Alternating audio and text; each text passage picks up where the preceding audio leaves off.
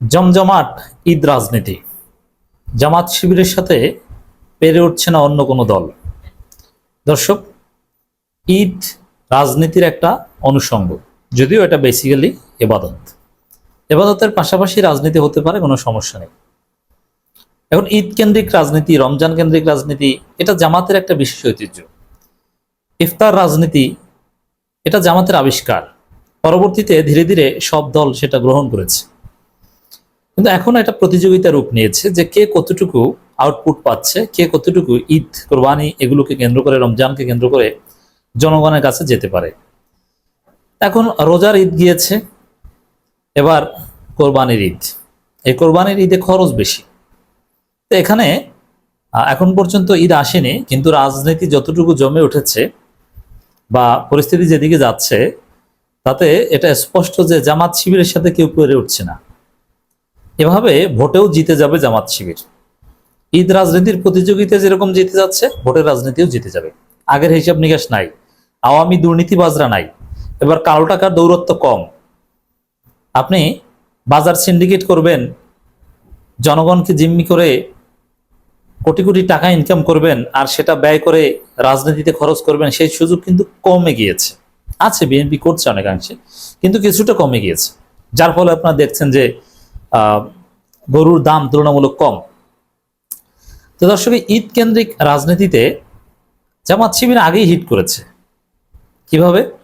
যেমন ঢাকা বিশ্ববিদ্যালয় শিবির, চট্টগ্রাম বিশ্ববিদ্যালয়, তিতুমির কলেজ থেকে শুরু করে ঢাকার বা রাজধানীর বা সারা বাংলাদেশের সবগুলো ছাত্র শিবিরের শাখা এবং জামাত ইসলামের শাখা, জগন্নাথ বিশ্ববিদ্যালয়, সবাই কোরবানি দেওয়ার সিদ্ধান্ত নিয়েছে।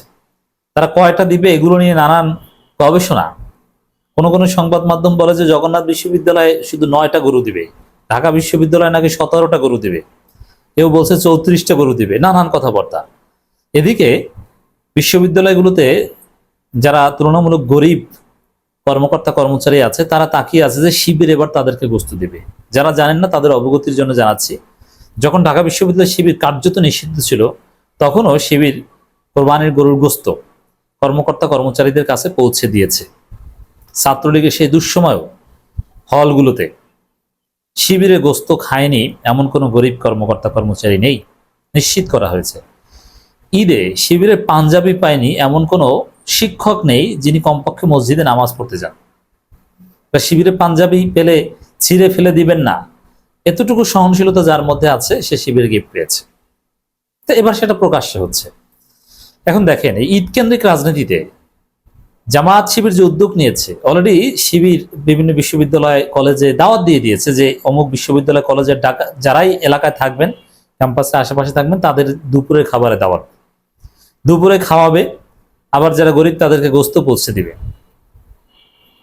এরকম উদ্যোগ অন্য কোনো সংগঠন নিতে পারেনি, বা এত বৈধ সক্ষমতাও নেই। এবং শহীদ পরিবার সবার কাছে জামাতের কোরবানির গোস্ত পৌঁছে যাবে, এবং জামাতের মধ্যে যারা গরিব তাদের কাছে পৌঁছে যাবে, সাধারণ মানুষের কাছে পৌঁছে যাবে। এই যে মহা আয়োজন, অন্য কোনো দল জামাত শিবির ধারে কাছে আছে দেখাতে পারবেন যে অমুক দল এই কটা কোরবানি দেবে, এটা উদ্যোগ নিয়েছে অমুক, দেখাতে পারবেন? নেই। জামাত শিবির এগিয়ে গেছে, আগে ভাগেই হিট। মানে বিষয়টা এমন, রাজনীতিতে এরকম আলোচনা দেখছি যে শিবির কোরবানি দেবে, তা কোরবানির চামড়া এটা বিক্রি নিয়ে রাজনীতি করবে ছাত্রদল। তুলনাটা এভাবে করা যায়, শিবির হচ্ছে গরু কোরবানি দেয়, গোস্ত দেয় মানুষকে, আর ছাত্রদল হচ্ছে ওই চামড়া নিয়ে সিন্ডিকেট করবে যে চামড়া তুই নিবি না আমি নেব। ছাত্রদলের কোন গ্রুপ নেবে? বরিশাল গ্রুপ না ময়মনসিংহ গ্রুপ? কারণ এরকম কোন ক্রিয়েটিভ কর্মসূচি দেখেছেন অন্য কোন সংগঠনকে? দেখে হ্যাঁ, অনেক ইসলামপন্থী সংগঠনের মধ্যে আগ্রহ আছে, কিন্তু তাদের আবার জামাত শিবির মতো সক্ষমতা নেই। আল্লাহ জামাত শিবিরকে সক্ষমতা দিয়েছে এবং দে ইউজ ইট। এই যে কোটি কোটি টাকা খরচ হবে কোরবানিতে জামাত শিবিরের, চাইলে এটা খরচ না করে নিজেরা খেতে পারতো। এই যে বিশ্ববিদ্যালয় হলগুলোতে, ক্যাম্পাসগুলোতে কোরবানি দেবে, এই টাকাগুলো শিবির কেন খরচ করছে? এতে আলাদা কোনো ব্যক্তিগত লাভ আছে? কারণেই সামনে নির্বাচন হলে দেখবেন, ছাত্র সংসদ নির্বাচন, জাতীয় নির্বাচন, জামাত শিবির কতটা ভালো করে। কালবেলার একটা চমৎকার রিপোর্ট, জমজমাট ঈদ রাজনীতি, এলাকামুখী নেতারা। এখন এলাকামুখী হলেই তো হবে না, কোরবানির গরুর গোস্ত দিতে হবে, মানুষকে খাওয়াতে হবে।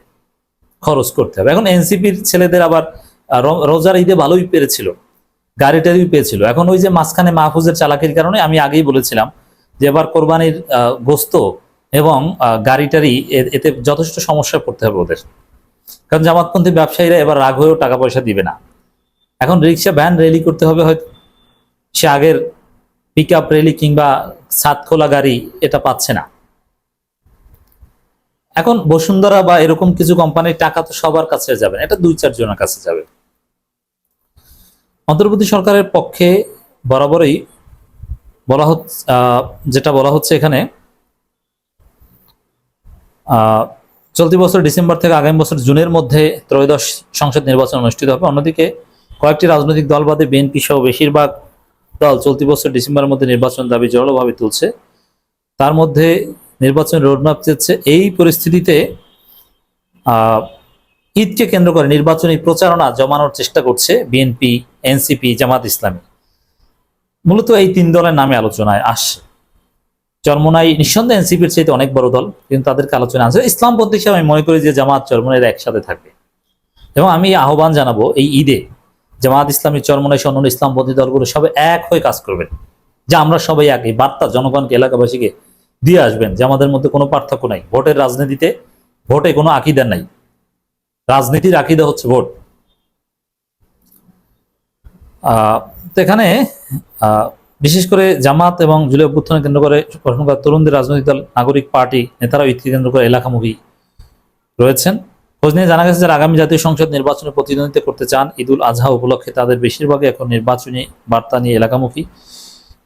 কেউ কেউ এরই মধ্যে নিজ নিজ সংসদীয় আসনে জনসংযোগ শুরু করেছে। গণতন্ত্র পুনরুদ্ধার ও ভোটাধিকার পুনঃপ্রতিষ্ঠা আন্দোলনে যারা গুম খুনের শিকার হয়েছে তাদের পরিবারের পাশে কেউ ঈদ উপহারও পৌঁছে দিয়েছেন কেন্দ্রীয় নেতারা। মানে সব জায়গায় এখানে জামাত। আর জিয়াউর রহমান ফাউন্ডেশন কর্তৃক আমরা বিএনপির পরিবার এই প্ল্যাটফর্মের পক্ষ থেকে কিছু উদ্যোগ নেওয়া হয়েছে, কিন্তু যে খবর বেরিয়েছে যে এগুলো 100 টাকা বাজেট হলে 90 টাকা খেয়ে ফেলে। এবং এটার এই জিয়াউর রহমান ফাউন্ডেশন, আমরা বিএনপি পরিবার, এগুলোর সুফল কোনো জনগণ পায় না, বিএনপি কর্মীরাও পায় না। এই যে আমরা বিএনপি পরিবার অমুক তমুক, এরা এই 2023 সালে 28 অক্টোবরের পর থেকে কোটি কোটি টাকার ফান্ড রাইজ করেছে মামলা হামলা মোকাবেলা করার জন্য। কিন্তু সমকাল বা বিভিন্ন গণমাধ্যম, প্রথম আলো তো রিপোর্ট এসেছিল যে এটা ফান্ড এম্বজেল করেছে বিএনপির কেন্দ্রীয় নেতারা, জেলা পর্যায়ের নেতারা খেয়ে ফেলছে। আর একবারে প্রান্তিক পর্যায়ের যারা নেতা ছিল তাদের ছাগল বিক্রি করে, মুরগি বিক্রি করে মামলা চালাতে হয়েছে, অনেকের জমি বিক্রি করতে হয়েছে। কিন্তু দলীয় যে ফান্ড এটা খেয়ে ফেলেছে নেতারা। এখন এই কোরবানি কেন্দ্রিক যে সাধারণ জনগণের কাছে কিছু পৌঁছে দেবে গোস্ত টোস্ত, এগুলো নেতারা খেয়ে ফেলে, এদের কোনো আশা নেই।